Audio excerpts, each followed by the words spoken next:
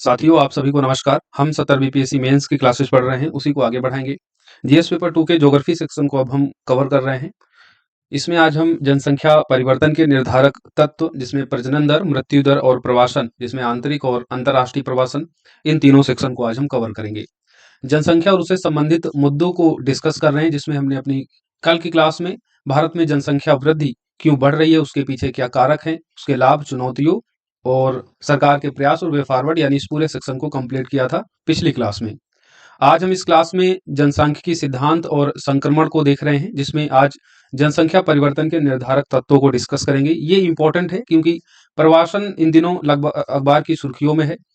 अंतर्राष्ट्रीय प्रवासन, आप जान रहे हैं कि अमेरिका में जो शरणार्थी अवैध थे, उनको लगातार अमेरिका सरकार के द्वारा निकाला जा रहा है, जब से डोनाल्ड ट्रंप वहां पर अमेरिका राष्ट्रपति बने हैं। आंतरिक प्रवासन ये बिहार के पर्सपेक्टिव से बहुत इंपॉर्टेंट हो जाता है, क्योंकि पूरे देश में बिहार का आंतरिक प्रवासन दर जो है वो सबसे ज्यादा है। तो ये काफी इंपॉर्टेंट टॉपिक है। उसके अलावा भारत की घटती प्रजनन क्षमता, उससे जुड़े जो चुनौतियां, मुद्दे हैं, उनको हम डिस्कस करेंगे। तो ये इंपॉर्टेंट टॉपिक हो जाता है, आपसे प्रश्न यहाँ से पूछा जा सकता है। और 70 बीपीएससी मेंस में हमने देखा है कि डेमोग्राफिक ज्योग्राफी से ऑलरेडी क्वेश्चन कई बार पूछे जा चुके हैं और लगातार यहाँ से प्रश्न पूछे जाने की प्रबल संभावना रहती है। आज इस क्लास में इतना पढ़ने के बाद फिर हम लोग नेक्स्ट क्लास में जनसंख्यिकी संक्रमण सिद्धांत और जनसांख्यिकी लाभांश को पढ़ेंगे। नेक्स्ट क्लास में जो टॉपिक होंगे वो भी बहुत इंपॉर्टेंट होंगे। तो इस तरीके से जनसंख्या और उससे संबंधित जुड़े सभी मुद्दों को हम अपनी इन क्लासेज में कवर कर लेंगे। एक क्लास ये होगी, दूसरी आज हमारी, और एक क्लास और होगी। तो इन 3 क्लासेज में हम जनसंख्या और उससे संबंधित जुड़े मुद्दों को डिस्कस कर लेंगे। चलिए आज हम लोग देखते हैं जनसंख्या परिवर्तन के निर्धारक तत्व कौन से हैं। जनसंख्या परिवर्तन के निर्धारक तत्वों में हम लोग प्रजनन क्षमता, मृत्यु दर और प्रवासन को देखेंगे। ये 3 प्रमुख कारक हैं जो जनसंख्या के आकार में परिवर्तन को निर्धारित करते हैं। ये सभी क्लासेज हमारी 70 बीपीएससी मेंस डेडिकेटेड संकल्प बैच के थ्रू आपको प्रोवाइड की जा रही है। एक नॉमिनल फीस केवल 499 में। 6306473800 हमारा नंबर है। ये पेमेंट नंबर भी है हमारा। इस पर आप पेमेंट करने के बाद पेमेंट की स्क्रीनशॉट इसी नंबर के व्हाट्सएप पर अपना नाम मेंशन करते हुए भेज देंगे, तो आपको इस बैच से जोड़ दिया जाएगा, जहां पर आपको इन सभी क्लासेज की पीडीएफ नोट्स अवेलेबल करा दिया जाएगा, ताकि आप अच्छे से रिवीजन कर सकें। मल्टीपल रिवीजन करेंगे तभी जो चीजें पढ़ रहे हैं आप उसे एग्जाम हॉल में यूटिलाइज कर पाएंगे। तो एग्जाम हॉल में जो पढ़ रहे हैं उसको यूटिलाइज करके अपना फाइनल सिलेक्शन सुनिश्चित कर सके एक अच्छे रैंक के साथ, तो उस संदर्भ में आप जुड़ सकते हैं। राइट, बाकी क्लासेस हमारी यूट्यूब पर अवेलेबल होती हैं, वो सभी के लिए हैं। अधिक जानकारी के लिए आप इस नंबर पर कॉल मैसेज करके भी पूछ सकते हैं। जनसांख्यिकी परिवर्तन के निर्धारक तत्व देखते हैं। सबसे पहले देखेंगे इसमें प्रजनन क्षमता यानी फर्टिलिटी। किसी देश की जनसंख्या के आकार में परिवर्तन 3 कारकों से होता है: जन्म दर यानी उसकी प्रजनन क्षमता, मृत्यु दर और प्रवासन दर। प्रजनन क्षमता क्या होती है? प्रजनन दर 15 से 49 वर्ष की आयु की प्रति 1000 महिलाओं पर जीवित जन्मों की संख्या को ये मापती है। यानी 15 से 49 वर्ष की आयु वर्ग की जो महिलाएं होती हैं, तो प्रति 1000 महिलाओं पर जितने बच्चों का जन्म होगा, वो बेसिकली उनका फर्टिलिटी होता है, वो प्रजनन क्षमता कहलाती है। नेशनल फैमिली हेल्थ सर्वे जो 5वां नवीनतम डेटा है, इसके अनुसार देखें तो भारत की कुल प्रजनन दर यानी टोटल फर्टिलिटी रेट 2 है, 2 बच्चे प्रति महिला है। और यह नेशनल फैमिली हेल्थ सर्वे 4 जो 2015-16 में आया था, उसमें फर्टिलिटी रेट था 2.2, उससे ये काफी कम है, ये 2 हो गया है। और भारत की जो प्रतिस्थापन दर है टोटल फर्टिलिटी रेट के मामले में, वो है 2.1। तो भारत की प्रतिस्थापन दर से भी ये क्या है, कम हो गया है, ये हो गया है 2 टोटल फर्टिलिटी रेट हो गया है। अब ये फर्टिलिटी रेट जनसंख्या वृद्धि में गिरावट का संकेत देता है। अब भारत में प्रजनन क्षमता में जो गिरावट है उसके पीछे क्या कारक हैं, तो उसमें है महिलाओं की शिक्षा में वृद्धि हो रही है। महिलाओं में शिक्षा की वृद्धि हो रही है, उनमें जागरूकता आएगी, महिलाएं सशक्त होंगी, तो वो परिवार नियोजन के बेहतर और सशक्त निर्णय ले पा रही हैं। तो ऐसे में प्रजनन क्षमता में गिरावट आप देख सकते हैं। बेहतर स्वास्थ्य सेवा और बाल जीवन दर, ये भी प्रजनन क्षमता में गिरावट का एक कारक है, क्योंकि शिशु और बाल मृत्यु दर में गिरावट आएगी तो दंपत्ति जो होते हैं उनको ये सुनिश्चित करने में निर्णायक होता है कि जो हमारे बच्चे होते हैं स्वास्थ्य सुविधाओं के कारण जो है कोई दुर्घटना नहीं होगी, जो बच्चे हमारे होंगे वो सेफ होंगे। तो ऐसे स्थिति में बेहतर स्वास्थ्य और बाल जीवन दर अगर ठीक रहती है तो ये प्रजनन क्षमता में गिरावट का कारक बन जाता है। शहरीकरण बढ़ रहा है। आप जानते हैं शहरीकरण की जो जीवन शैली है वो काफी महंगी हो जाती है। आवास, शिक्षा की लागतें जो होती हैं वो काफ़ी अधिक होती हैं। तो शहरों में बच्चों का पालन-पोषण करना आर्थिक रूप से बोझिल हो सकता है और इसके कारण भी दंपति छोटे परिवार का विकल्प चुनने लगते हैं। तो शहरीकरण बढ़ेगा तो प्रजनन क्षमता में गिरावट आना एक स्वाभाविक हो जाता है, तो ये भी एक कारक है। लैंगिक मानदंडों में परिवर्तन हो रहा है और महिला सशक्तिकरण को बढ़ावा मिल रहा है, तो ये प्रजनन क्षमता में गिरावट का कारक। और परिवार की संरचना में परिवर्तन, पहले आप जानते हैं कि संयुक्त पारिवारिक संरचना का प्रचलन था, धीरे धीरे अब वो एकल पारिवारिक संरचना में बदलने लगा है।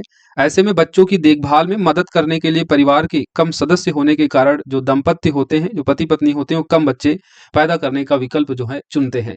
तो भारत में प्रजनन क्षमता में गिरावट के कुछ कारण हैं: महिलाओं की शिक्षा में वृद्धि, बेहतर स्वास्थ्य सेवा और बाल जीवन दर, शहरीकरण, लैंगिक मानदंड में परिवर्तन और महिला सशक्तिकरण, और परिवार की संरचना में परिवर्तन, यानी संयुक्त परिवार संरचना से एकल परिवार संरचना की तरफ जो है अब भारत में परिवर्तन देखने को मिल रहा है, राइट। तो ये सभी कारक आप बता देंगे।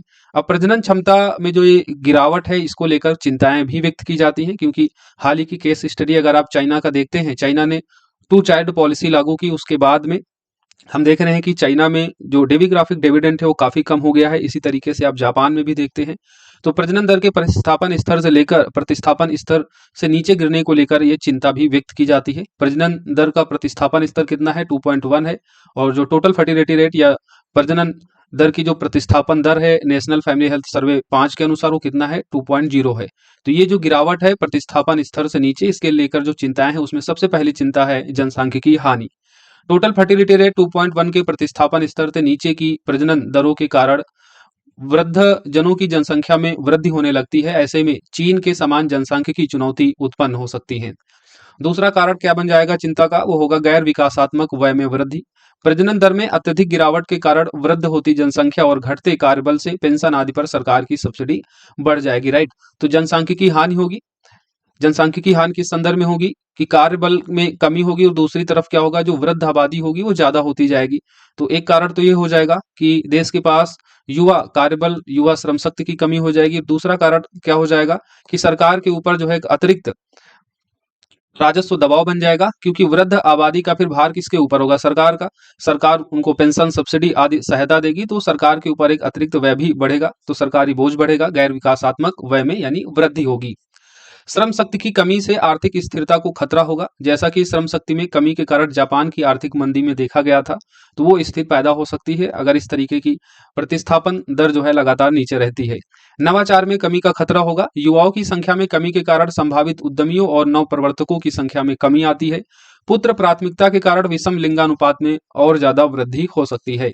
तो प्रजनन दर के प्रतिस्थापन स्तर से नीचे गिरने को लेकर ये सारी चिंताएं आलोचक जो हैं व्यक्त करते हैं, तो इसको आप यहाँ बता सकते हैं। अब आगे की राह क्या होनी चाहिए? तो वे फॉरवर्ड में चिकित्सीय बुनियादी ढांचे को मजबूत करने के लिए सामाजिक आर्थिक मुद्दों पर ध्यान केंद्रित करना चाहिए।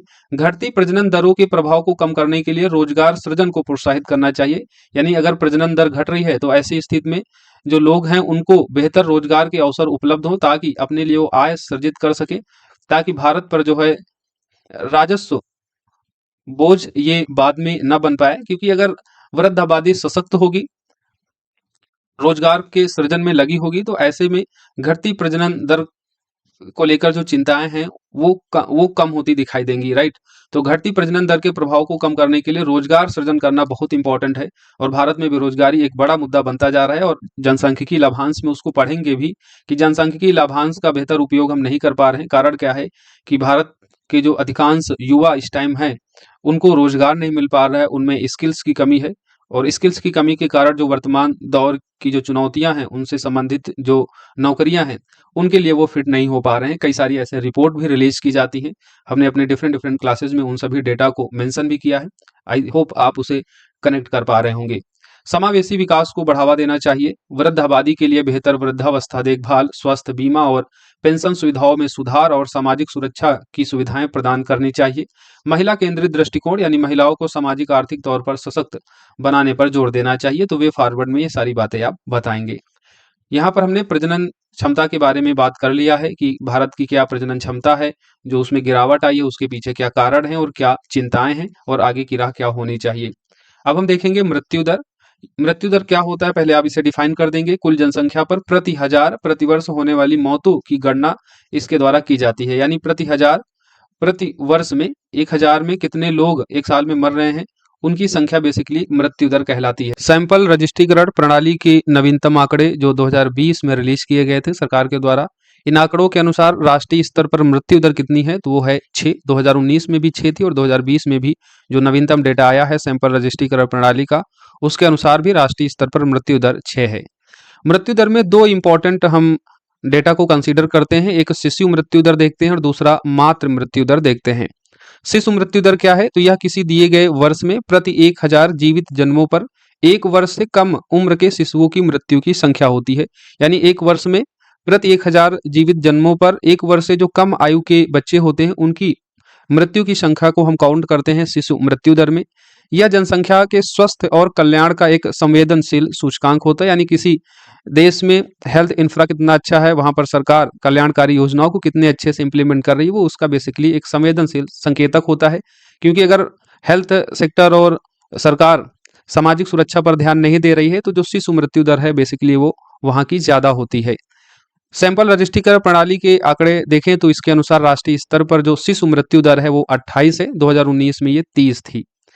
मातृ मृत्यु दर ये प्रतिवर्ष 1 लाख जीवित जन्मों पर गर्भावस्था से संबंधित जटिलताओं के कारण महिलाओं की मृत्यु की संख्या को मापती है। यानी एक वर्ष में 1 लाख जीवित महिलाओं में कितनी महिलाएं जो हैं उनकी मृत्यु हो जाती है गर्भावस्था से संबंधित जटिलताओं के कारण, वो संख्या बेसिकली मातृ मृत्यु दर कहलाती है। सैंपल रजिस्ट्रीकरण के नवीनतम आंकड़े 2020 के अनुसार ये कितनी है, भारत में 97 है, 2019 में ये 103 थी। तो ये आपको डेटा कुछ याद रखे हैं। हालांकि इनमें कुछ कमी जरूर आई है, लेकिन फिर भी अगर आप अन्य विकसित देशों से तुलना करेंगे तो भारत में अभी भी शिशु मृत्यु दर और मातृ मृत्यु दर वो काफी है। तो उसके पीछे क्या कारण है? भारत में शिशु मृत्यु दर के कारण है सामाजिक आर्थिक कारकों में गरीबी, निम्न शैक्षणिक स्थिति, कम आयु में विवाह हो जाना। एक डेटा रिलीज किया गया था, 20 से 24 वर्ष की आयु की लगभग 23% महिलाओं का विवाह 18 वर्ष से पहले हो गया था। तो कम आयु में विवाह हो जाना, लड़कियों का गरीबी, निम्न शैक्षिक स्थिति, ये शिशु मृत्यु दर का सामाजिक आर्थिक कारण बन जाता है। स्वास्थ्य सेवाओं पर पहुंच में बाधा है, विशेषकर ग्रामीण और दूर दराज के क्षेत्रों में।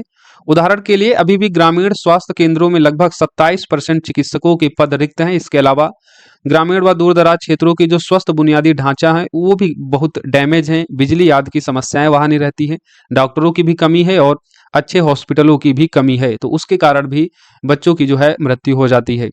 स्वास्थ्य सेवाओं में यहाँ पर कमी देखी जाती है सरकार के द्वारा। स्वास्थ्य देखभाल व्यय जीडीपी देखें तो ये लगभग 1.5% है। अगर आप राष्ट्रीय स्वास्थ्य नीति 2017 में जो आई थी, इस नीति ने सिफारिश की थी कि 2025 तक भारत को अपनी जीडीपी का स्वास्थ्य देखभाल में 2.5% खर्च करना चाहिए, लेकिन अभी भी ये 2% से भी कम है। यानी लगभग 1.5% जीडीपी भारत स्वास्थ्य देखभाल में कम खर्च करता है। तो ये भी शिशु मृत्यु दर का एक कारण बन जाता है, राइट।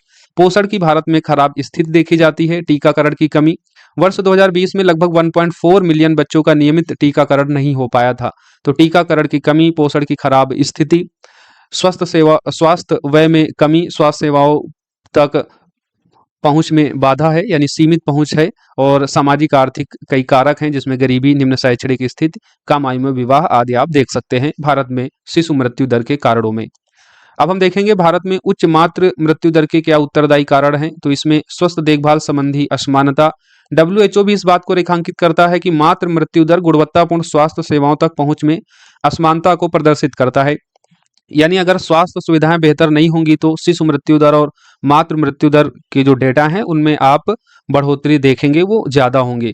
2020 में निम्न आय वाले देशों में अगर आप मातृ मृत्यु दर देखें तो 403 थी, वहीं उच्च आय वाले देशों में ये 13 थी। तो यहाँ सीधा दिख रहा है कि जो उच्च आय वाले देश हैं जहां पर स्वास्थ्य देखभाल संबंधी ज्यादा सरकारी व्यय खत्म किया जाता है, अच्छा हेल्थ इंफ्रा है, तो वहां पर मातृ मृत्यु दर जो है वो कम देखने को मिलता है। वहीं जो निम्न आय वाले देश हैं वहां पर ये ज्यादा देखने को मिलता है। क्यों? क्योंकि वहां पर स्वास्थ्य देखभाल में कम खत्म किया जाता है पैसा, और वहां का हेल्थ इंफ्रा वगैरह सारा जो है बहुत ही खराब होता है, राइट।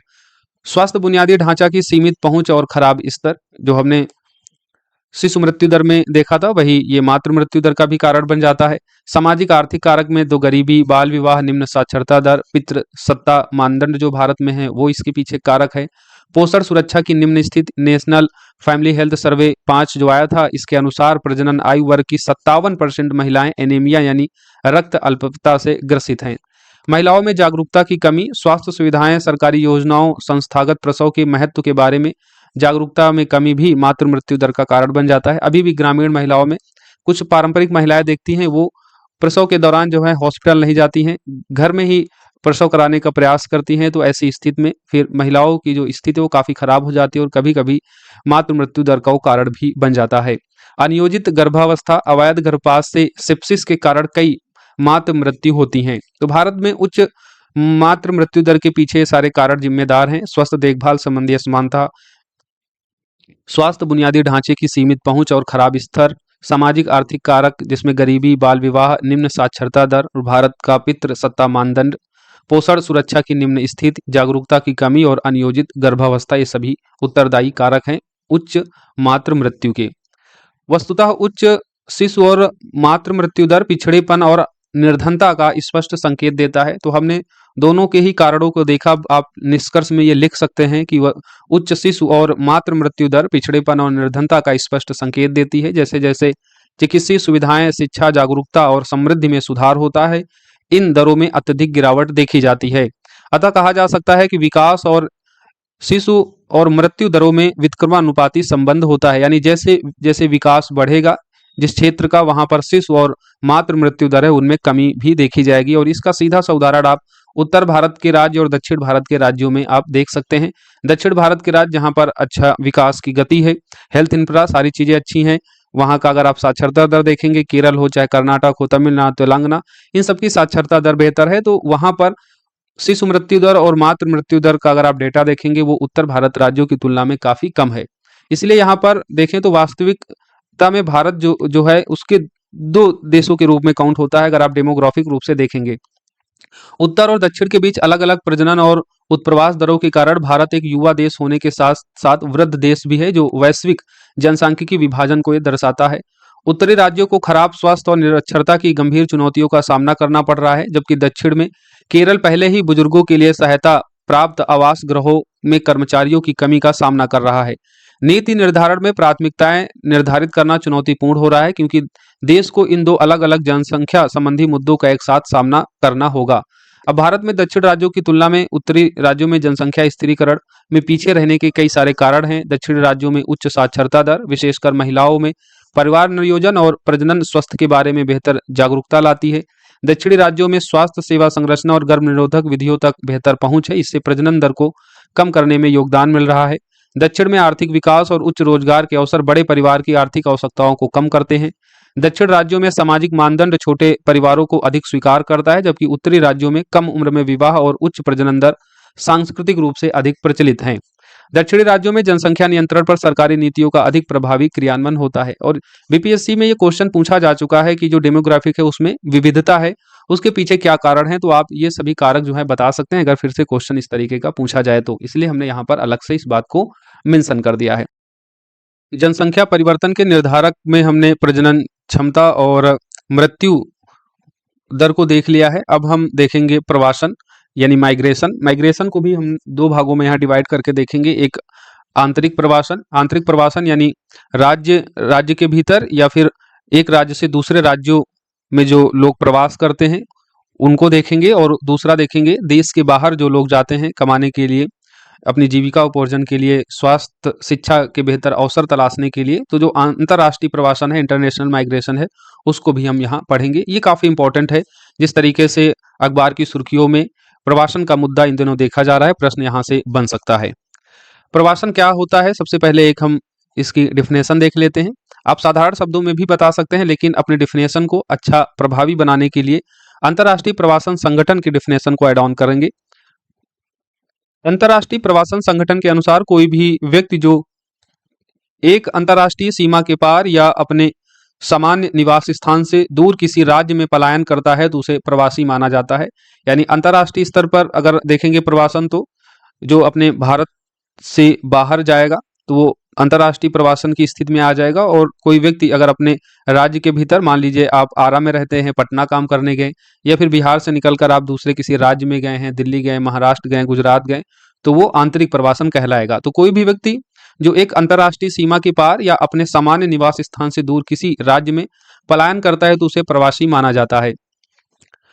सांख्यिकी एवं कार्यक्रम कार्यान्वयन मंत्रालय के आंकड़े रिलीज किए गए थे और इन आंकड़ों के अनुसार देखें तो जुलाई 2020 से जून 2021 की अवधि के दौरान समग्र प्रवासन दर 28.9% थी। इसमें ग्रामीण क्षेत्रों में प्रवासन दर 26.5% थी, जबकि शहरी क्षेत्रों में 34.9% थी। तो भारत का अगर आप समग्र प्रवासन रेट देखेंगे तो कितना है, 28.9% है जुलाई 2020 से जून 2021 की अवधि के दौरान। ये डेटा सरकार का रिलीज किया गया था सांख्यिकी एवं कार्यक्रम कार्यान्वयन मंत्रालय के द्वारा। प्रवास को प्रभावित करने वाले कारकों के दो समूह देखे जाते हैं, एक होता है आपका प्रतिकर्ष कारक और दूसरा होता है अपकर्ष कारक। प्रतिकर्ष कारक क्या होता है, तो जो किसी व्यक्ति को मूल स्थान को छोड़ने या किसी अन्य स्थान पर पलायन करने के लिए मजबूर करता है। प्रतिकर्ष कारकों में बेरोजगारी, रहन सहन की निम्न दशाएं, राजनीतिक उपद्रव, प्रतिकूल जलवायु, प्राकृतिक आपदाएं, महामारियां, सामाजिक आर्थिक पिछड़ापन, ये सभी प्रतिकर्ष कारक बनता है। यानी ये सारी अगर समस्याएं किसी क्षेत्र में होंगी तो फिर लोग पलायन के लिए मजबूर होते हैं, यानी प्रवास के लिए वे मजबूर होते हैं, किसी अन्य जगह किसी अनुकूल स्थिति में जाकर अपना जीवन यापन करते हैं, जीविका की तलाश करते हैं, राइट। तो किसी व्यक्ति को मूल स्थान को छोड़ने व किसी अन्य स्थान पर पलायन करने के लिए मजबूर करने वाले कारक प्रतिकर्ष कारक कहलाते हैं, जिसमें बेरोजगारी, रहन सहन की निम्न दशाएं, राजनीतिक उपद्रव, प्रतिकूल जलवायु, प्राकृतिक आपदाएं, महामारी, सामाजिक आर्थिक पिछड़ापन आदि। उत्तर प्रदेश, बिहार जैसे राज्य प्रवासियों के प्रमुख उद्गम स्रोत हैं। यानी बिहार में देखेंगे बेरोजगारी भी है ज़्यादा, रहन सहन की निम्न दशाएं भी हैं, राजनीतिक उपद्रव आप जानते हैं बिहार में व्यापक स्तर पर होता है, यानी राजनीतिक अस्थिरता बनी रहती है, प्रतिकूल जलवायु है, आपदा के रूप में आप बाढ़ एक बड़ी समस्या देखते हैं, उत्तर भारत में बाढ़ और उत्तर बिहार में बाढ़ और दक्षिण बिहार में सुखाड़ की स्थिति, सामाजिक आर्थिक पिछड़ापन, और ये सारे कारक बिहार में जिम्मेदार हैं। इसलिए बिहार का प्रवासन आप देखते हैं पूरे देश में सबसे ज्यादा है। अपकर्ष कारक क्या होते हैं? अपकर्ष कारक वे होते हैं जो आकर्षित करते हैं प्रवासियों को, यानी जो प्रवासियों को किसी क्षेत्र की ओर आकर्षित करते हैं। अब इन क्षेत्रों में काम के बेहतर अवसर होते हैं, रहन सहन की अच्छी दशाएं होती हैं, शांत और स्थायित्व जीवन होता है, जीवन व संपत्ति की सुरक्षा, अनुकूल जलवायु दशाएं, ये सभी अपकर्ष का कारक बनती हैं। जैसे महाराष्ट्र, दिल्ली, गुजरात जैसे राज्य प्रवासियों के प्रमुख गंतव्य स्थल है, क्योंकि यहाँ पर काम के बेहतर अवसर लोगों को मिलते हैं। तो लोग उत्तर प्रदेश, बिहार जैसे राज्यों से महाराष्ट्र, दिल्ली, गुजरात जाते हैं काम करने के लिए, वहां रहने के लिए। तो ये दो समूह कारक हैं प्रवास को जो प्रभावित करते हैं। आंतरिक प्रवास को अब हम सबसे पहले यहाँ पढ़ेंगे, उसके बाद फिर अंतर्राष्ट्रीय प्रवासन को जानेंगे। आंतरिक प्रवासन से तात्पर्य आर्थिक, सामाजिक और पर्यावरणीय कारकों की जटिल परस्पर क्रियाओं से प्रेरित होकर एक देश के भीतर लोगों के एक स्थान से दूसरे स्थान तक आवागमन है। यानी आर्थिक कारक हो सकता है, सामाजिक और पर्यावरणीय कारक हो सकता है। आर्थिक कारक में बेरोजगारी, ये सारे मुद्दे आएंगे।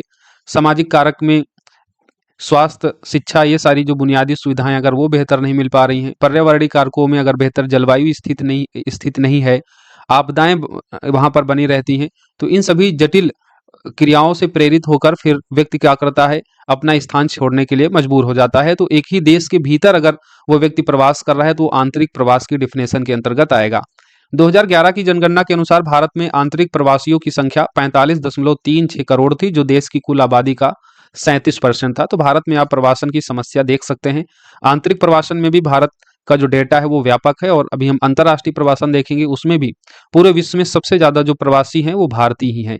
तो आंतरिक प्रवासन का ये डेटा आपको याद रखना है। जनगणना 2011 के अनुसार भारत में आंतरिक प्रवासियों की संख्या 45.36 करोड़ थी, जो कुल आबादी का 37% था।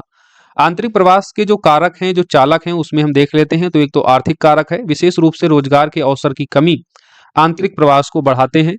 आवधिक श्रम बल सर्वेक्षण के अनुसार सभी प्रवासियों में रोजगार के कारण होने वाले प्रवास का लगभग 10.8% यही बेसिक कारण था। रोजगार की कमी होने की वजह से लगभग 10.8% कुल आंतरिक प्रवास का यहाँ आप देख सकते हैं। तो आर्थिक कारक में ये आप बता देंगे।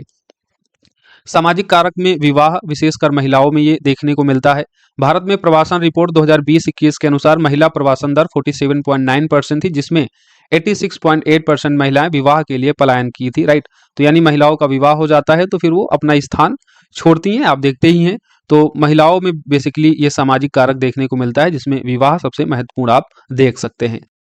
आंतरिक प्रवासन का अगला कारण महिलाओं की बढ़ती श्रम बल भागीदारी भी है। आवधिक श्रम बल सर्वेक्षण 2023-24 के अनुसार महिला श्रम बल भागीदारी 2017-18 में 23.3% थी, वो बढ़कर 2023-24 में 41.7% हो गई है। ऐसे में देखा जाता है कि महिलाएं अक्सर स्वास्थ्य सेवा क्षेत्र में काम करने के लिए पलायन करती हैं। सीधी सी बात है, अगर लोग काम करना पसंद करेंगे तो वो बेहतर जगह काम करना पसंद करेंगे। तो महिलाएं की श्रम बल भागीदारी बढ़ रही है, तो महिलाएं ऐसी जगह काम करना ज़्यादा पसंद करेंगी जहां पर स्वास्थ्य सेवा क्षेत्र की जो बुनियादी सुविधाएं हैं वो उनको प्रॉपर रूप से मिल जाएं, राइट। और ये बेसिकली दक्षिणी राज्यों में देखेंगे तो ये बहुत देखने को आपको ज़्यादा व्यापक स्तर पर मिलेगा, केरल, कर्नाटक, इन क्षेत्रों में ज़्यादा। और ओवरऑल समग्र रूप से भी यही स्थिति बनती हुई दिखाई देगी, राइट। तो श्रम बल भागीदारी में वृद्धि भी महिला प्रवासन का एक कारण देखा जाता है। पर्यावरणीय कारक में प्राकृतिक आपदाएं, जलवायु परिवर्तन व लोगों को विस्थापित करने वाली विकास परियोजनाएं, जैसे नदी घाटी परियोजना हमने आपको बताया था। तो नदी घाटी परियोजनाएं जब स्टैब्लिश की जाती हैं तो उसके आसपास रहने वाले लोग और खासकर जो आदिवासी समुदाय होता है वो सबसे ज्यादा प्रभावित होता है और फिर वो वहां से निकलकर अन्य जगहों पर प्रवास करने के लिए मजबूर होता है। प्राकृतिक आपदाएं इसका एक दूसरा बड़ा कारण है और बिहार में बाढ़ की समस्या प्रवासन का आप जानते हैं एक मुख्य कारण है। तो ये सारे आंतरिक प्रवासन के कारक हैं, जिसमें आर्थिक कारक है, विशेषकर रोजगार के अवसरों की कमी होना, सामाजिक कारकों में विवाह, विशेषकर महिलाओं में महिला श्रम बल भागीदारी में वृद्धि और पर्यावरणीय कारक।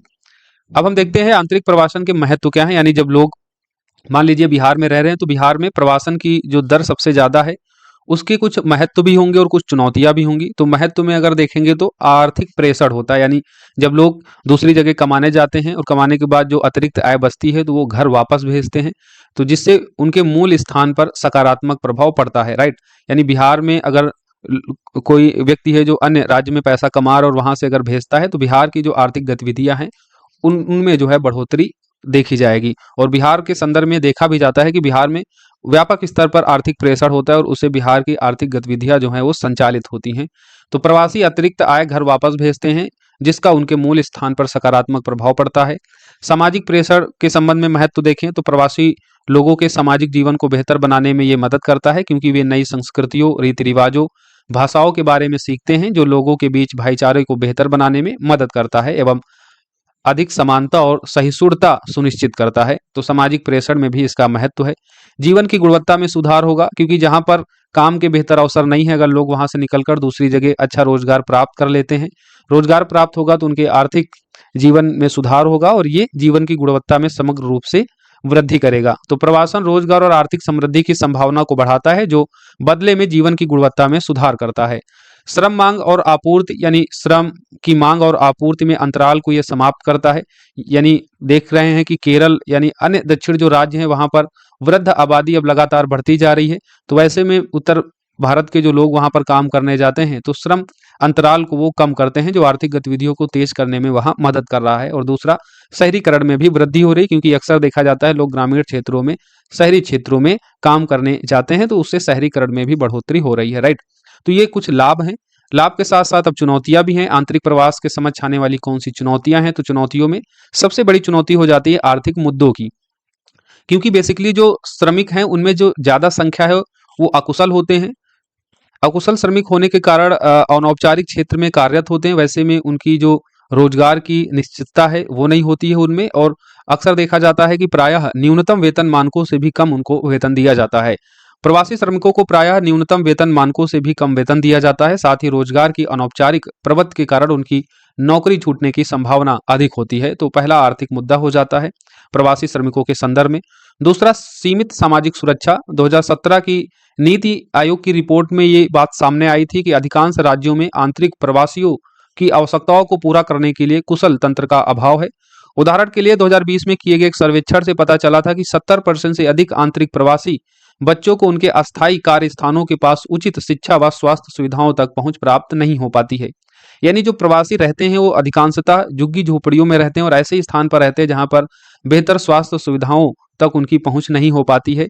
रहन सहन की खराब स्थिति देखी जाती है। अधिकांश प्रवासी भीड़ भाड़ वाली झुग्गियों में रहते हैं जहां स्वास्थ्य सेवा और स्वच्छ पानी, स्वच्छता जैसी बुनियादी सेवाओं तक उनकी पहुंच सीमित होती है। वर्ल्ड बैंक का एक डेटा आया था 2023 में, और इसमें कहा गया था कि भारत के शहरी मलिन बस्तियों में रहने वाले लगभग 60% लोग आंतरिक प्रवासी हैं। तो विश्व बैंक का ये आप डेटा याद रखिएगा। 2023 में किए गए एक अध्ययन से पता चला था कि भारत के शहरी मलिन बस्तियों में रहने वाला लगभग 60% लोग वो आंतरिक प्रवासी है। तो रहने की खराब स्थिति प्रवासियों को झेलनी पड़ती है, सीमित सामाजिक सुरक्षा और आर्थिक मुद्दा। इसके अलावा मताधिकार से भी उनको वंचित होना पड़ता है, क्योंकि वो बाहर काम कर रहे होते हैं। ऐसी स्थिति में वो अपना जो वोट है उसका इस्तेमाल नहीं कर पाते हैं। और एसोसिएशन फॉर डेमोक्रेटिक रिफॉर्म की अगर रिपोर्ट देखें 2019 में जो रिलीज की गई थी, इसके अनुसार केवल 25% आंतरिक प्रवासी अपने नए स्थान पर मतदान के लिए पंजीकृत हैं। यानी 100% अगर प्रवासी का डेटा पकड़ते हैं तो उसमें केवल 25% ऐसे हैं जो जहां रह रहे हैं वहां से वो वोटिंग कर सकते हैं। बाकी 75% जो है जहां रह रहे हैं वहां पर उनको वोट डालने की सुविधाएं नहीं है, तो मताधिकार से उनको वंचित होना पड़ता है।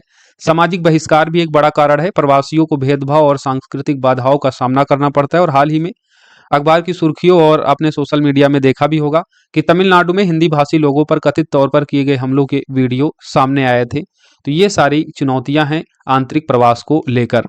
सरकार ने क्या प्रयास किए हैं इन समस्याओं को सॉर्ट आउट करने के लिए? तो एक राष्ट्र एक राशन कार्ड योजना लाई ताकि प्रवासी जहां भी जाएं उनको खाद्य सुरक्षा सुनिश्चित हो सके। प्रधानमंत्री आवास योजना लाई गई।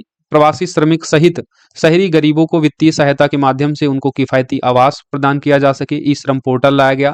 पीएम स्वनिधि योजना लाई गई ताकि रेहड़ी पटरी के लिए 10,000 रुपए की इनकी वित्तीय सहायता की जा सके। इसमें सभी अनौपचारिक श्रमिक और प्रवासी सभी इसमें इंक्लूड हैं, जिनको सरकार के द्वारा 10,000 की वित्तीय सहायता देकर स्वरोजगार को बढ़ावा दिया जा सके। राइट, उस संबंध में ये योजना लाई गई थी, पीएम स्वनिधि योजना।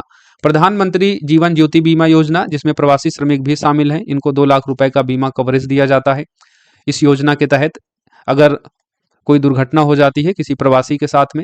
नीति आयोग के द्वारा वर्ष 2021 में जारी राष्ट्रीय प्रवास श्रम नीति भी लाई गई थी। तो ये सरकार के द्वारा किए गए प्रयास हैं। हालांकि अभी भी भारत में आंतरिक प्रवास की जो स्थिति है वो बद से बदतर बनी हुई है। अब सरकार के लिए इसके लिए कुछ और उपाय करने चाहिए। तो वे फॉरवर्ड में आप बता सकते हैं कि कौशल विकास को बढ़ावा देना चाहिए। कौशल विकास को बढ़ावा देने के साथ साथ में प्रवासियों की सुरक्षा के संबंध में विशेष तौर पर कदम उठाने चाहिए।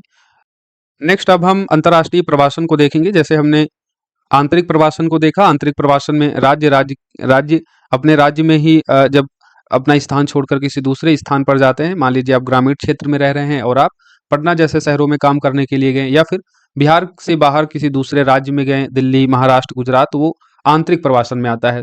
अंतर्राष्ट्रीय प्रवासन क्या होगा? जब आप भारत से बाहर निकलकर किसी दूसरे देश में जाएंगे तो वो अंतर्राष्ट्रीय प्रवासन की श्रेणी में आ जाएगा। और ये भारत में देखें तो सबसे बड़ा डायस्पोरा है पूरे देश में। मई 2024 को अपडेटेड विदेश मंत्रालय की रिपोर्ट के अनुसार भारत के बाहर 35.4 मिलियन प्रवासी भारतीय हैं, जो विश्व स्तर पर प्रवासियों का सबसे बड़ा मूल देश बनाती है। तो मई 2024 को डेटा अपडेट किया गया था विदेश मंत्रालय का, और जिसके अनुसार अब भारत के बाहर 35.4 मिलियन प्रवासी भारतीय हैं, जो विश्व स्तर पर ये सबसे ज्यादा है। प्रवासी भारतीयों की संख्या में जो वृद्धि हो रही है उसके पीछे क्या उत्तरदायी कारक हैं? तो यहाँ पर हम पुश फैक्टर और पुल फैक्टर देखेंगे, जैसे हमने आंतरिक प्रवास में देखा था। आंतरिक प्रवास में जैसे बिहार, उत्तर प्रदेश में जो प्रतिकर्ष के कारक हैं, जिसमें आर्थिक, सामाजिक, ये सारे कारक हैं कि वहां पर बेरोजगारी है, रहन सहन की अच्छी सुविधाएं नहीं है, जो बुनियादी सुविधा, स्वास्थ्य, शिक्षा जैसी जो चीजें चाहिए लोगों को, उनका वहां पर अभाव है। तो उन सब के कारण क्या हो जाता है? बिहार, उत्तर प्रदेश प्रतिकर्ष का कारक बन जाता है, यानी यहाँ से सबसे ज्यादा प्रवासन होता है।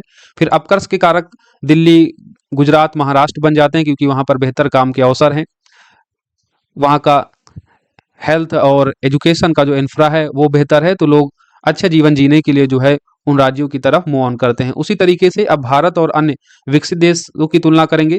भारत में कुछ कमियां हैं जो प्रतिकर्ष का कारक बनती हैं, और कुछ ऐसे देश हैं जहां पर वो सारी चीजें बेहतर रूप से उपलब्ध होती हैं, तो वो आकर्षक कारक बन जाता है।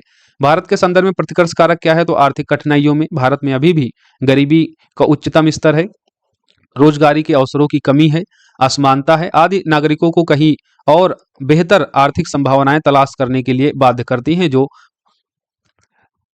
प्रवासन की इस संख्या को बढ़ाने का एक बड़ा कारक बन जाती हैं। सामाजिक भेदभाव, जैसे नस्ल, धर्म, लैंगिक रुझान पर आधारित भेदभाव, और ये एग्जाम्पल आप देख सकते हैं म्यांमार से कैसे रोहिंग्याओं का पलायन हुआ है। तो सामाजिक भेदभाव भी प्रवासी वृद्धि दर को बढ़ाने का एक बड़ा कारक बन जाता है। संघर्ष और उत्पीड़न, युद्ध, आतंकवाद, नरजातीय और धार्मिक हिंसा और राजनीतिक उत्पीड़न एक कारक है प्रतिकर्ष कारकों में। और पर्यावरणीय कारक में सूखा, बाढ़, चक्रवात, भूकंप, अन्य आपदाएं लोगों को अपनी मातृभूमि छोड़ने के लिए विवश करती हैं। तो प्रतिकर्ष के ये सारे कारक हैं। आकर्षक कारक क्या होते हैं? यानी पुल फैक्टर, तो आर्थिक अवसर, उच्च वेतन, नौकरी की बेहतर संभावनाएं एवं बेहतर जीवन स्तर के परिणाम स्वरूप प्रवासन होता है। भारत से विशेषकर आईटी, स्वास्थ्य सेवा जैसे क्षेत्रों का कुशल कार्यबल अमेरिका, ब्रिटेन, कनाडा, ऑस्ट्रेलिया जैसे देशों में पलायन कर रहा है, क्योंकि भारत में जो है अच्छे कुशल पेशेवरों को जो है बेहतर काम की संभावनाएं या बेहतर नौकरी की जो बेहतर संभावनाएं, बेहतर जीवन स्तर जो है वो उनको नहीं मिल पाता है और उतना अच्छा वेतन भी नहीं मिलता है। ऐसे में ये कुशल पेशेवर जो हैं अमेरिका, ब्रिटेन, कनाडा, ऑस्ट्रेलिया जैसे देशों में पलायन कर रहे हैं। सामाजिक सुविधाएं और सेवाएं वहां बेहतर मिलती हैं तो लोग जाते हैं। राजनीतिक स्वतंत्रता और धार्मिक सहिष्णुता आकर्षक कारक बनता है। और परिवार का एकीकरण, यानी मान लीजिए आपके परिवार को कोई व्यक्ति अमेरिका चला गया, वो वहां पर सेटल हो गया, तो फिर स्वाभाविक हो जाता है कि उसके साथ उसकी फैमिली भी वहां पर मूव ऑन कर जाए, राइट। तो ये एक आकर्षक कारक बन जाता है।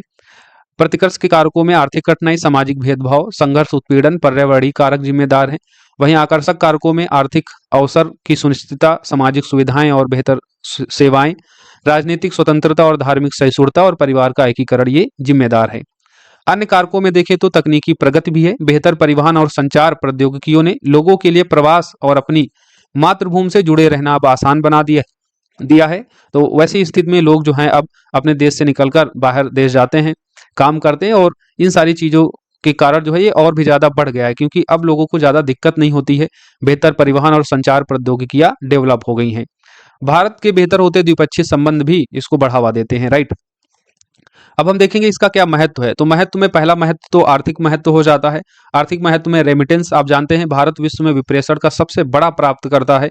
विश्व बैंक के अनुसार भारत को 2023 में अनुमानित 125 बिलियन अमेरिकी डॉलर का विप्रेषण प्राप्त हुआ था, और यह भारतीय अर्थव्यवस्था में जीडीपी का लगभग 3.4% है। तो इस डेटा को आप याद रखिएगा। व्यापार और वाणिज्य को ये सुगम बनाते हैं, निवेश और नवाचार को बढ़ावा देते हैं, क्योंकि जब लोग बाहर पैसा कमाते हैं अच्छा, और पैसा कमा के जो है भारत में भेजते हैं, तो ये उद्यमशीलता को बढ़ावा देता है और नवाचार को बढ़ावा देता है। विकसित देशों में लोग काम करते हैं तो वहाँ के नए आइडियाज और जो तकनीकी कौशल होता है वो भारत में जो है फिर जब आते हैं तो उसको इम्प्लीमेंट करते हैं, और भारत में भी इस तरीके से नवाचार को बढ़ावा मिल सकता है। तो आर्थिक कारक में ये महत्व आप बता सकते हैं। रेमिटेंस व्यापार वाणिज्य को सुगम बनाने में, निवेश और नवाचार को बढ़ाने में। सामाजिक सांस्कृतिक महत्व क्या है। तो भारत के लोग जब दूसरे देशों में जाएंगे तो अपने साथ अपनी परंपराओं, अपनी सांस्कृतिक पद्धतियों को ले जाते हैं। तो फिर विदेशों में सामाजिक सांस्कृतिक प्रसार होता है, जो भारत की परंपराएं, जो सांस्कृतिक धरोहर है, और ये भारत की सॉफ्ट पावर को जो है डेवलप करने में एक इंपॉर्टेंट रोल प्ले करता है। परंपराओं को संरक्षित और समृद्ध करने में इसका महत्व है। सांस्कृतिक आदान प्रदान, उदाहरण के लिए योगा, आयुर्वेद, भारतीय व्यंजन आदि, यह भारत की सॉफ्ट पावर को बढ़ावा देता है। मूल भाषा का प्रसार हो रहा है। विश्व में हिंदी देखें तो ये तीसरी बोले जाने वाली भाषा है। फिजी ने हिंदी को आधिकारिक भाषा के रूप में मान्यता भी दे दी है। राजनीतिक महत्व में देखें तो भारतीय प्रवासी अपने मेजबान देशों के बीच संचार को सुगम बनाते हैं, यानी जो भारतीय प्रवासी वहां रह रहे होते हैं वो भारत और अपने मेजबान देश के बीच संचार को सुगम बनाते हैं, विश्वास पैदा करते हैं और उनके बीच मौजूद मुद्दों को हल करने के लिए एक अनौपचारिक राजदूत के रूप में कार्य करते हैं। तो राजनीतिक महत्व में ये आप एक पॉइंट बता सकते हैं। दूसरा पॉइंट आप बता सकते हैं, भारत के लिए महत्वपूर्ण नीतियों की पक्षधरता और प्रभाव का ये समर्थन करते हैं, राइट। तो महत्व में आर्थिक, सामाजिक, सांस्कृतिक और राजनीतिक महत्व को आप इस तरीके से पॉइंटर फॉर्मेट में बताएंगे। अब चुनौतियां क्या हैं अंतर्राष्ट्रीय प्रवासन को लेकर। तो प्रवासियों को नस्लवाद, विदेशी द्वेष, अपराधीकरण, लिंग आधारित हिंसा और अन्य मानवाधिकार उल्लंघनों का सामना करना पड़ता है। प्रतिभा पलायन होती है। कुशल पेशेवर या प्रतिभाओं का देश छोड़ना देश की आर्थिक समृद्धि में बाधा उत्पन्न करता है। विप्रेषण पर अगर आप अधिक निर्भर रहेंगे, हम देख रहे हैं कि 3.4% जीडीपी जो है वो रेमिटेंस का है। तो ऐसे में अगर यदि रेमिटेंस में उतार चढ़ाव होता है, इसमें निगेटिव इम्पैक्ट आता है, तो ये आर्थिक अस्थिरता को पैदा कर सकता है। व्यक्तिगत और पारिवारिक स्तर पर जो चुनौतियां देखने को मिलती हैं, जब कोई व्यक्ति लंबे समय से परिवार से बाहर रहता है तो उसमें फिर अपनेपन का महत्व खत्म हो जाता है, और फिर इसका जो संघर्ष है वो परिवार में रह रहे सदस्यों को झेलना पड़ता है। परिवार से अलग होने पर मनोसामाजिक चुनौतियां भी देखने को मिलती हैं। कुछ क्षेत्र विशिष्ट चुनौतियां हैं, जिसमें पश्चिम एशियाई और दूसरा जो भारत का डायस्पोरा है वो है सबसे ज्यादा यूरोप, उत्तरी अमेरिका और ऑस्ट्रेलिया में। तो हम यहाँ पर इन दोनों को अलग अलग कंसीडर करेंगे क्षेत्र विशिष्ट चुनौतियों में, कि पश्चिम एशियाई देशों में रह रहे भारतीय प्रवासियों के लिए क्या चुनौतियां हैं, और दूसरा यूरोप, उत्तरी अमेरिका व ऑस्ट्रेलिया में रह रहे प्रवासी भारतीयों के संबंध में क्या चुनौतियां हैं। तो पश्चिम एशिया यानी सऊदी अरब, ईरान, इराक, संयुक्त अरब अमीरात, यहाँ जो लोग काम कर रहे हैं उसके संबंध में जो चुनौतियां देखने को मिलती है उसमें सबसे पहली है श्रम बाजार की अनिश्चितताएं। अभी हाल ही में देखा गया था कि सऊदी अरब में जो सऊदीकरण पॉलिसी आई थी उसके कारण कई भारतीयों को जो है अपनी नौकरी गंवानी पड़ी थी, और जब उनकी नौकरी चली जाती है तो फिर भारत लौट कर वापस आते हैं, और भारत में उनके लिए जो है रोजगार की सुविधाएं नहीं होती हैं, तो वो एक बड़ी चुनौती का कारण यहाँ पर बन जाता है। तो श्रम बाजार की अनिश्चितताएं हैं। दूसरा, शोषण और अनुचित श्रम प्रथाएं हैं। इन देशों में आप जानते हैं ज़्यादातर लोग घरेलू कार्यों या फिर निर्माण क्षेत्र में लगे होते हैं, जिसके कारण शोषण और अनुचित श्रम प्रथाओं का उनको सामना करना पड़ता है। क्षेत्रीय संघर्ष के प्रति सुभेद्यता यहाँ देखने को मिलती है। अक्सर आप देखते हैं युद्ध की स्थितियां रहती हैं। फॉर एग्जाम्पल हाल ही में देखें तो इजराइल फिलिस्तीन के बीच संघर्ष व्याप्त है, तो ऐसे में ये काफ़ी श्रमिकों के लिए एक बड़ा संकट बन जाता है। उग्रवाद और आतंकवाद का यहाँ प्रसार देखने को मिलता है। इस्लामिक स्टेट जैसे आतंकवादी संगठनों की उपस्थिति के कारण ये देखा जाता है, जो श्रम भारतीय प्रवासियों के समक्ष एक खतरा उत्पन्न करता है। तो पश्चिम एशियाई संबंध में जो चुनौती है, आप 4 पॉइंट डिस्कस करते हैं। श्रम बाजार की अनिश्चितता बताएंगे, शोषण और अनुचित श्रम प्रथाएं, क्षेत्रीय संघर्ष के प्रति सुभेद्यता, उग्रवाद और आतंकवाद का प्रसार। दूसरा, अगर इसमें देखें तो यूरोप, उत्तरी अमेरिका और ऑस्ट्रेलिया से संबंधित क्या चुनौतियां हैं, तो अलगाववादी आंदोलनों को बढ़ावा मिलता है। अमेरिका, कनाडा, ब्रिटेन में खालिस्तान समर्थक विरोध प्रदर्शन के परिणाम स्वरूप भू राजनीतिक तनाव पैदा होता है या भारत की संप्रभुता और क्षेत्रीय अखंडता के लिए खतरा उत्पन्न करता है। दूसरा, भेदभाव और नस्लवाद का सामना करना पड़ता है, खासकर त्वचा के रंग को लेकर। सांस्कृतिक पृष्ठभूमि के आधार पर भारतीय प्रवासियों को इन देशों में नस्लवाद और भेदभाव का सामना करना पड़ता है। कानूनी और अप्रवासन संबंधी मुद्दे भी हैं। अप्रवासन नीति, निवास स्थिति आदि में अनिश्चितताएं प्रवासी भारतीयों के लिए तनाव का कारण बना सकती हैं। फॉर एग्जाम्पल, अमेरिकी राष्ट्रपति डोनाल्ड ट्रंप के कार्यकाल के दौरान H1 वीजा को लेकर अनिश्चितताएं पैदा हो गई हैं। और चौथा जो कारण है वो है शरणार्थियों की सुरक्षा के संबंध में, क्योंकि ये सभी विकसित कंट्रियां हैं। ऐसे में जो भारतीय होते हैं, कुछ अवैध तरीके से जो है शरणार्थी के रूप में इन देशों में लोग प्रवास कर जाते हैं, और वहाँ की सरकारें जब कभी कोई टाइट रूल, टाइट पॉलिसी बनाती हैं, तो फिर उनकी सुरक्षा को लेकर चिंताएं जो हैं व्यक्त की जाती हैं। और उदाहरण के लिए हाल ही में आप अखबार की सुर्खियों में देख रहे होंगे कि कैसे ट्रंप की सरकार आने के बाद में अमेरिकी सरकार द्वारा भारतीय शरणार्थियों को अमेरिका से खदेड़ा जा रहा है, राइट। तो शरणार्थियों की सुरक्षा भी एक बड़ा चिंता बन जाती है। तो क्षेत्र विशिष्ट चुनौतियों में आप इस तरीके से दोनों को अलग अलग कंसीडर करके बता सकते हैं। प्रवासी आबादी के लिए भारत सरकार के द्वारा अब क्या उपाय किए गए हैं, तो प्रवासी भारतीय मामले के मंत्रालय का विदेश मंत्रालय में विलय कर दिया गया था 2016 में। प्रवासी भारतीय केंद्र बनाया गया था 2016 में दिल्ली में, इसका आप देखेंगे सेंटर है भारतीय प्रवासी केंद्र, 2016 में बनाया गया था। प्रवासी भारतीय नागरिकता योजना, नागरिकता संशोधन अधिनियम 2005 के तहत लाई गई थी। प्रवासी भारतीय दिवस प्रति 2 वर्षों में 9 जनवरी को आयोजित किया जाता है। प्रवासी कल्याण क्रम, ई माइग्रेट प्रणाली और प्रवासी भारतीयों की सुरक्षा के लिए हाल ही कुछ अभियान आप बता देंगे, जिसमें ऑपरेशन कावेरी मिशन 2023 में सूडान से भारतीयों को निकालने के लिए सरकार ने शुरू किया था। ऑपरेशन गंगा 2022 में रूस यूक्रेन के दौरान यूक्रेन से भारतीय छात्रों को बचाने के लिए किया गया था। तो ये कुछ हालिया अभियान आप बता देंगे। तो प्रवासी आबादी के लिए भारत सरकार ने जो कदम उठाए हैं, इस तरह आप पॉइंटर फॉर्मेट में 4-5 पॉइंट बता देंगे। प्रवासी भारतीय मामलों के मंत्रालय का विदेश मंत्रालय में विलय किया जाना, भारतीय प्रवासी केंद्र की स्थापना, प्रवासी भारतीय नागरिकता योजना, प्रवासी भारतीय दिवस प्रत्येक 2 वर्ष में 9 जनवरी को जो आयोजित होता है, प्रवासी कल्याण कार्यक्रम, ई माइग्रेट प्रणाली को लागू करना, और हालिया सरकार के द्वारा भी इनकी सुरक्षा के संबंध में कुछ अभियान जो शुरू किए गए उनको आप बता देंगे। अब आगे की राह क्या होनी चाहिए, क्या सुझाव होने चाहिए, तो वैधानिक और नीतिगत उपाय। प्रवासी भारतीयों पर एक स्पष्ट नीतिगत दस्तावेज का मसौदा सरकार को तैयार करना चाहिए। ज्ञान, विशेषज्ञता और कौशल के संबंध में संभावित प्रवासी श्रमिकों को कौशल प्रदान करना चाहिए। एक मजबूत ऑनलाइन प्लेटफॉर्म और नेटवर्क स्थापित किए जाने की भी आवश्यकता है, ताकि प्रतिभा पलायन जो हमारे यहाँ से होती है, जो ब्रेन ड्रेन होता है, उसको हम प्रतिभा लाभ यानी ब्रेन ग्रेन में बदल सकें। बचाव और सुरक्षा के संबंध में प्रवासियों को सामाजिक सुरक्षा कवरेज प्रदान करना चाहिए। साथ ही पारस्परिक कानूनी सहायता संधि, जो आपराधिक मामलों में अंतर्राष्ट्रीय सहयोग और सहायता प्रदान करने के लिए देशों के बीच की गई द्विपक्षीय संधियां होती हैं, इसको भी जो है किया जाना चाहिए। तो ये कुछ आप वे फॉरवर्ड के रूप में सुझाव बता सकते हैं। इस तरीके से हमने जनसंख्या निर्धारक के जो तत्व हैं, प्रजनन क्षमता, मृत्यु दर और प्रवासन, इसको डिटेल में कवर किया है। प्रश्न आने की संभावनाएं खासकर माइग्रेशन से, अंतर्राष्ट्रीय माइग्रेशन भी इंपॉर्टेंट है और आंतरिक माइग्रेशन भी इंपॉर्टेंट है, और ये बिहार पर्सपेक्टिव से और भी ज़्यादा इंपॉर्टेंट हो जाता है।